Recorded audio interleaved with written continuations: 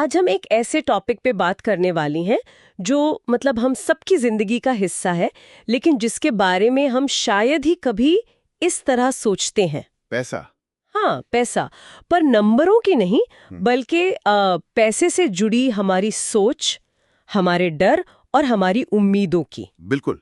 और आज हमारे पास द साइकोलॉजी ऑफ मनी के लेखक मॉर्गन हाउसल के साथ हुई एक बातचीत के कुछ बहुत ही दिलचस्प हिस्से हैं। हमारा मकसद यहाँ कोई गेट रिच क्विक स्कीम बताना नहीं है, बल्कि ये समझना है कि पैसा हमारी खुशी और हमारी आज़ादी को कैसे कंट्रोल करता है और कैसे हम इस रिश्ते को सुधार सकते हैं ताकि पैसा हमारी जिंदगी में सुकून लाए, टेंशन नहीं। चलिए तो फिर इस गुत्थी को सुलझाते हैं। शुरुआत एक बहुत ही बुनियादी बात से करते हैं। हम सबने देखा है कि लोग पैसे को लेकर कितने अजीब फैसले लेते हैं। बहुत। कोई लॉटरी जीतने पर सारा पैसा उड़ा देता है, कोई करोड़ों कमाकर भी कंजूसी में जीता है। देखकर लगता है कि यार ये लोग पागल हैं क्या। और यही सबसे पहला और सबसे बड़ा भ्रम है। मॉर्गन हाउसल कहते हैं कोई भी पागल नहीं है। कोई भी नहीं। नहीं, हर इंसान पैसे को लेकर जो भी फैसला लेता है वो उसके अपने अनुभवों के चश्मे से लिया जाता है। हमें उनका फैसला अजीब इसलिए लगता है क्योंकि हमने वो जिंदगी नहीं जी है जो उन्होंने जी है। मतलब जैसे कोई इंसान जिसने मान लीजिए महामंदी देखी हो, उसका स्टॉक मार्केट को देखने का नजरिया उस इंसान से बिल्कुल अलग होगा जो 1990 के दशक के टेक बूम में बड़ा हुआ है। एग्जैक्टली। एक बहुत अच्छा उदाहरण है। एक सामाजिक कार्यकर्ता से पूछा गया था कि जो बच्चे बुरे घरेलू माहौल से आते हैं वो स्कूल में इतना बुरा बर्ताव क्यों करते हैं। उन्होंने कहा अगर आप उनकी जगह होते और आपने वो सब सहा होता तो आप भी शायद वैसा ही बर्ताव करते। यही लॉजिक पैसे पर भी लागू होता है। अच्छा। हमारे फैसले, हमारी परवरिश, हमारी पीढ़ी, हमारा आर्थिक माहौल, इन सब चीजों का नतीजा है। ये कोई गणित की किताब नहीं है जहां 2 और 2 हमेशा 4 होते हैं। सही है। पर्सनल फाइनेंस में 2 और 2 शायद 7 हो सकता है या -3 भी। ये बहुत ही पर्सनल है। ये सोचना ही कितना सुकून देता है। मतलब कि पैसे को संभालने का कोई एक सही तरीका नहीं है। बिल्कुल एक। और हमें दूसरों के फैसलों पर जजमेंट पास करने से पहले एक बार रुककर सोचना चाहिए। हाँ। लेकिन यहीं पर एक मुश्किल सवाल खड़ा होता है। अगर कोई एक सही जवाब नहीं है, कोई यूनिवर्सल रूल बुक नहीं है, तो फिर हम अपने वित्तीय निर्णय लें किस आधार पर? हाँ, किस आधार पर, किस कंपास का इस्तेमाल करें? ये एक बहुत बड़ा सवाल है और इसका जवाब भी मतलब सीधा नहीं है, थोड़ा घुमावदार है। बताइए। नोबेल पुरस्कार विजेता डैनियल काहनेमन ने एक कमाल की बात कही थी। उन्होंने कहा कि पैसे के साथ सफल होने के लिए सबसे जरूरी गुण है भविष्य के पछतावे की एक अच्छी तरह से जांची परखी समझ। भविष्य के पछतावे की समझ मतलब ये अंदाजा लगाना कि आज जो मैं कर रही हूँ उसका मुझे 10 या 20 साल बाद पछतावा तो नहीं होगा। हाँ, और इसका सबसे अच्छा उदाहरण जेफ बेजोस की कहानी है। अमेज़न वाले। हाँ, जब वो अमेज़न शुरू करने का सोच रहे थे तो उनके पास एक बहुत अच्छी सेफ नौकरी थी। उन्होंने अपने बॉस से बात की तो बॉस ने कहा ये एक अच्छा आइडिया लगता है पर उसके लिए जिसके पास पहले से एक अच्छी नौकरी ना हो। बेजोस ने सोचा कि जब मैं 80 साल का हो जाऊंगा तो मुझे किस बात का ज्यादा पछतावा होगा, ये कोशिश करके फेल होने का या कभी कोशिश ही ना करने का। और जवाब साफ था, कोशिश ना करने का पछतावा ज्यादा बड़ा होता। बिल्कुल। उन्होंने एक क्या कहते हैं रिग्रेट मिनिमाइजेशन फ्रेमवर्क का इस्तेमाल किया और यही हम सबके लिए एक गाइड बन सकता है। लेकिन यहाँ एक मनोवैज्ञानिक जाल है। बताइए, मैं सुनने के लिए तैयार हूँ। इसे कहते हैं इतिहास के अंत का भ्रम या एंड ऑफ हिस्ट्री इल्यूजन। अच्छा। ये एक ऐसी सोच है जिसमें हम सब फंसे हुए हैं। हम ये तो मानते हैं कि पिछले 10 सालों में हम कितने बदल गए हैं, हमारी पसंद नापसंद, हमारे विचार, सब कुछ। लेकिन हमें लगता है कि अगले 10 सालों में हम बिल्कुल वैसे ही रहेंगे जैसे आज हैं। अरे वाह, ये तो बिल्कुल सच है। मुझे याद है 10 साल पहले मुझे जो म्यूजिक पसंद था वो आज मुझे बचकाना लगता है। हाँ। लेकिन मुझे पूरा यकीन है कि जो मुझे आज पसंद है वो हमेशा पसंद रहेगा। ये सोचना ही कितना अजीब है ना, कि हम ये मानकर चलते हैं कि हम अपनी फाइनल फॉर्म में पहुंच चुके हैं। और इसी भ्रम की वजह से लंबी अवधि की योजना बनाना बहुत मुश्किल हो जाता है। हम 30 साल की उम्र में यह तय कर लेते हैं कि हमें 60 की उम्र में क्या चाहिए होगा, ये भूलकर कि 60 साल का मैं आज के मैं से एक बिल्कुल अलग इंसान होगा। तो फिर इसका समाधान क्या है? अगर हम भविष्य का अंदाजा नहीं लगा सकते और हम खुद भी बदलने वाले हैं तो योजना कैसे बनाएं? समाधान है वित्तीय अतिवाद से बचना, अवॉइड फाइनेंशियल एक्सट्रीमिज्म। अतिवाद? हाँ, पैसा मैनेजमेंट एक स्पेक्ट्रम जैसा है। एक तरफ वो लोग हैं जो फायर मूवमेंट मतलब फाइनेंशियल इंडिपेंडेंस, रिटायर अर्ली को फॉलो करते हैं। 28 साल की उम्र में रिटायर होने के लिए अपनी 90% कमाई बचाते हैं। अच्छा। वो आज की हर छोटी बड़ी खुशी को भविष्य के लिए कुर्बान कर देते हैं। और दूसरी तरफ वो YOLO, you only live once वाले लोग हैं, जो कहते हैं कि कल का क्या भरोसा, जो है आज है, और सब कुछ आज ही उड़ा देते हैं। सही। और इन दोनों ही रास्तों पर भविष्य में पछतावा होने की संभावना सबसे ज्यादा है। जो सब कुछ बचा रहा है वो शायद अपनी जवानी के अनुभव खोने का पछतावा करे, और जो सब कुछ उड़ा रहा है वो भविष्य में विकल्पों की कमी का पछतावा करेगा। तो मतलब संतुलन। संतुलन ही कुंजी है। ऐसा प्लान बनाइए जो आपको रात को चैन की नींद सोने दे, चाहे बाजार ऊपर जाए या नीचे। संतुलन, ये हमेशा सुनने में आसान लगता है पर करने में मुश्किल। अच्छा, चलिए इस बातचीत को थोड़ा और आगे बढ़ाते हैं। जरूर। हम ये सब प्लानिंग, बचत, निवेश, ये सब कर क्यों रहे हैं? जाहिर है खुशी के लिए। लेकिन एक पुरानी कहावत है कि पैसे से खुशी नहीं खरीदी जा सकती। क्या ये बात आज भी उतनी ही सच है? ये आधा सच है। आधा सच? हाँ, पैसा सीधे तौर पर खुशी नहीं खरीद सकता, लेकिन ये उन चीजों को खरीद सकता है जो खुशी की वजह बनती है। यहाँ एक बहुत बड़ा फर्क है। अच्छा, इसे थोड़ा और समझाइए। देखिए, एक बड़ा घर आपको खुशी नहीं देता, ठीक है, लेकिन उस घर में अपने दोस्तों और परिवार के साथ वक्त बिताने की जो आज़ादी और सहूलियत मिलती है वो खुशी देती है।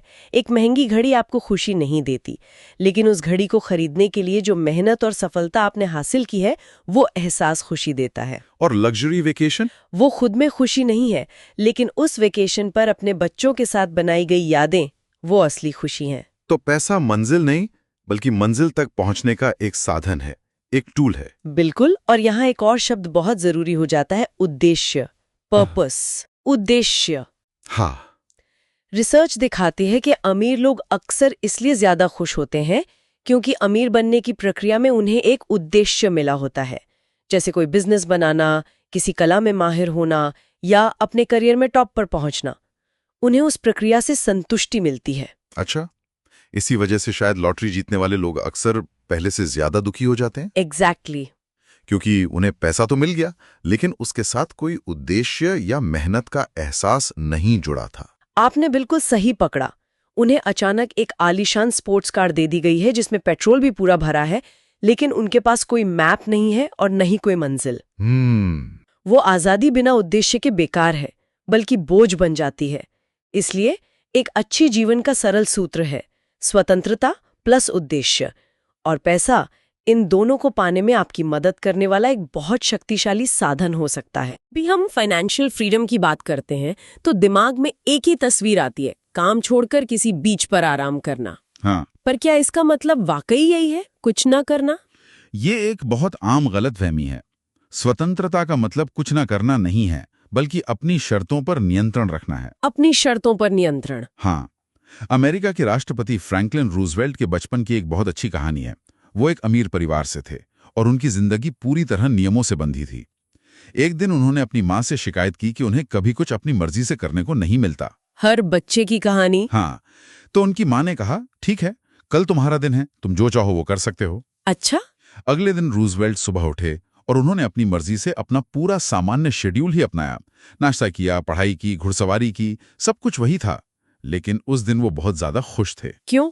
जब किया सब कुछ वही, तो इतनी खुशी किस बात की? क्योंकि अब वो सब कुछ अपनी शर्तों पर कर रहे थे। कोई उन्हें करने के लिए कह नहीं रहा था। उनके पास अपने समय का पूरा नियंत्रण था। यही असली स्वतंत्रता है। अपने दिन के हर मिनट पर आपका कंट्रोल होना, ये पैसे से मिलने वाली सबसे बड़ी दौलत है। मैं आपकी बात समझ रही हूँ, लेकिन ज्यादातर लोगों के लिए स्वतंत्रता एक बहुत दूर की चीज लगती है, जो अमीर होने पर ही मिलती है। एक आम इंसान जो अपनी रोजमर्रा की जरूरतों में उलझा है, वो इस नियंत्रण को कैसे हासिल कर सकता है? क्या ये सिर्फ बचत करने से होता है? हाँ, ये बचत से ही शुरू होता है। हर वो पैसा जो आप आज किसी फिजूल की चीज पर नहीं उड़ाते, वो असल में आप भविष्य की स्वतंत्रता खरीदने पर खर्च कर रहे हैं। वो पैसा बैंक में बेकार नहीं पड़ा है। वो आपको ये ताकत दे रहा है कि अगर आपको अपनी जॉब से नफरत है तो आप उसे बदलने का सोच सकें। वो आपको ये हिम्मत देता है कि किसी मेडिकल इमरजेंसी आने पर आप लाचार महसूस ना करें। सही बात है। वो आपको ये विकल्प देता है कि आप अपने बच्चों के साथ ज्यादा वक्त बिताने के लिए कुछ समय काम से छुट्टी ले सकें। तो बचत सिर्फ भविष्य के लिए पैसा जोड़ना नहीं है, बल्कि आज के लिए विकल्प और मन की शांति खरीदना है। बिल्कुल, ये पैसे को एक सुरक्षा कवच में बदल देता है, जो आपको जिंदगी के उतार चढ़ाव से बचाता है और आपको अपनी शर्तों पर जीने की आजादी देता है। ठीक है, तो अगर बचत करना अपनी आजादी खरीदने की चाबी है, तो ये सुनने में तो काफी सीधा लगता है। लेकिन मुझे लगता है कि आज के जमाने में एक ऐसा दैत्य है जो हमारी बचत को पैदा होने से पहले ही निगल जाता है। और वो है दूसरों से अपनी तुलना करने का दबाव। सोशल मीडिया पर मेरे दोस्त कहाँ छुट्टियां मना रहे हैं, मेरे पड़ोसी ने कौन सी नई गाड़ी ली है, ये अंतहीन झेल है। और ये पैसे के मनोविज्ञान का सबसे मुश्किल और विरोधाभासी पहलू है। विरोधाभासी कैसे? एक तरफ व्यक्तिगत स्तर पर ये तुलना हमें हमेशा अपर्याप्त और दुखी महसूस कराती है, लेकिन दूसरी तरफ सामाजिक स्तर पर यही अपर्याप्तता का भाव तरक्की और इनोवेशन को जन्म देता है। ये एक दिलचस्प विरोधाभास है। मतलब समाज को आगे बढ़ने के लिए इस मुझे भी वो चाहिए जो उसके पास है वाले इंजन की जरूरत है। बिल्कुल। लेकिन हमारी अपनी मानसिक शांति के लिए हमें इस इंजन को बंद करना होगा। सही कहा। 1930 की महामंदी और द्वितीय विश्व युद्ध के बाद अमेरिका में जो आर्थिक तरक्की हुई, उसका एक बड़ा कारण यही था। हर कोई एक दूसरे से बेहतर जीवन जीना चाहता था और इसी होड़ ने अर्थव्यवस्था को आगे बढ़ाया। लेकिन व्यक्तिगत स्तर पर यह एक ऐसा खेल है जिसे कभी जीता नहीं जा सकता। क्यों नहीं जीता जा सकता? क्योंकि इसकी कोई फिनिश लाइन नहीं है। आप कितना भी कमा लें, हमेशा कोई ना कोई आपसे ज्यादा कमाने वाला होगा। हाँ, ये तो है। आप 1 करोड़ कमाएंगे तो कोई 10 करोड़ कमा रहा होगा, आप 10 कमाएंगे तो कोई 100 कमा रहा होगा। और सबसे अजीब बात यह है कि दुनिया के सबसे अमीर लोग ही अक्सर पैसे को लेकर सबसे ज्यादा असुरक्षित होते हैं। ये तो सुनने में पागलपन लगता है। ऐसा क्यों? क्योंकि उनका तुलना करने का दायरा बदल जाता है। अच्छा। एक आम आदमी अपनी तुलना अपने पड़ोसियों से करता है, एक अरबपति अपनी तुलना दूसरे अरबपतियों से करता है। ये ऐसा है जैसे आप माउंट एवरेस्ट पर चढ़ जाएं और फिर इस बात से परेशान हो कि किसी और का झंडा आपसे 2 इंच ऊंचा लगा हुआ है। हाँ, क्या बढ़िया मिसाल है। तो इस स्थिति में पैसा एक संपत्ति होने के बजाय एक मनोवैज्ञानिक बोझ बन जाता है। पर इससे बचे कैसे, खासकर आज के दौर में जब सोशल मीडिया 24 घंटे एक तुलना करने वाली मशीन बना हुआ है? इसका एक ही तरीका है जो बहुत मुश्किल है, और वो है ये समझना कि इनफ या पर्याप्त का मतलब क्या है। आपको अपनी जरूरतों और इच्छाओं के बीच की लाइन खुद खींचनी होगी। अगर आप ये लाइन नहीं खींचते तो समाज आपके लिए खींच देगा और वो लाइन हमेशा आपसे थोड़ी आगे ही रहेगी। सही है। आपको ये समझना होगा कि दूसरों को दिखाने के लिए महंगी चीजें खरीदना अपनी खुशी का सबसे तेज रास्ता नहीं, बल्कि अपनी दौलत खोने का सबसे तेज रास्ता है। असली दौलत वो है जो दिखती नहीं, आपकी बचत, आपके निवेश, आपकी स्वतंत्रता। तो आज की इस बातचीत से ये तो साफ है कि पैसे के साथ हमारा रिश्ता सिर्फ हिसाब किताब का नहीं है। नहीं, बिल्कुल नहीं। ये हमारी भावनाओं, हमारे अनुभवों, हमारे डर और हमारी उम्मीदों की कहानी है। बिल्कुल। अगर कुछ मुख्य बातें याद रखनी हो तो वो ये हैं। पहली, पैसे को लेकर कोई भी पागल नहीं है, सबके फैसलों के पीछे अपनी एक कहानी है। ठीक है। दूसरी, भविष्य के पछतावे से बचने का सबसे अच्छा तरीका है संतुलन बनाए रखना, अतिवाद से बचना। और तीसरी, पैसे का असली मकसद दौलत का दिखावा करना नहीं, बल्कि अपने समय और अपने विकल्पों पर नियंत्रण हासिल करना है, यानी स्वतंत्रता और उद्देश्य पाना। ये सब सुन के मुझे एक बात याद आ रही है। अक्सर माता पिता कहते हैं, मैं बस चाहती हूँ कि मेरे बच्चे खुश रहें। हाँ, ये एक बहुत आम बात है और इसके पीछे एक गहरी सच्चाई छुपी है। क्या? वे ऐसा अक्सर इसलिए कहते हैं क्योंकि उन्होंने अपनी जिंदगी में पैसे और सफलता के पीछे भागते हुए कई बार खुशी को नजरअंदाज किया होता है और अब वो उसके नकारात्मक परिणाम देख चुके होते हैं। यह हमें सोचने पर मजबूर करता है। तो आखिर में सवाल यही बचता है कि हम इस पैसे का कर क्या रहे हैं? क्या ये सिर्फ एक स्कोर कार्ड है, दूसरों से अपनी हैसियत नापने का एक पैमाना, या वाकई अपनी और अपने परिवार की जिंदगी को बेहतर और ज्यादा खुशहाल बनाने का एक साधन? सोचने वाली बात है।